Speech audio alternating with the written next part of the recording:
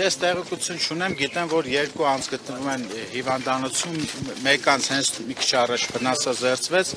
այնպես որ այս պահի դրությամբ որևէ ահաբեկչական խումբ տվյալ ոստիկանության բաժանմունք չի գործում։ Այնտեղ շփում եք, հարիկնեցին ձեզ ինչ էր ուզում քաղաքացին, որն էր իր Ես ճիշտ ասած տեղյակ չեմ ինչ էր ուզում, բայց ամեն դեպքում ակնհայտ էր, որ սա ահաբեկչական ակտին բնորոշ վարքագիծ էր, ով վնասազերծվեց վերջինս։ Բամբուկչյան դու վաղուց եք այստեղ։ Մի քիչ առաջ եմ եկել։ Որպես փոխքաղաքապետ եք եկել, թե ուղղակի տարածքում եք մոտեցած։ Թե որպես փոխքաղաքապետ, թե որպես քաղաքացի եւ թե որպես քաղաքացիական պայմանագիր կուսակցության վարչության անդամ։ Իսկ մոտեցել եք տարածքին կամ այդ Ես տարածքից եմ գալիս։ Եվ ինչ եք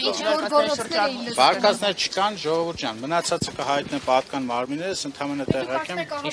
Ասում եմ, ես ընդհանրապես տեղյակ եմ,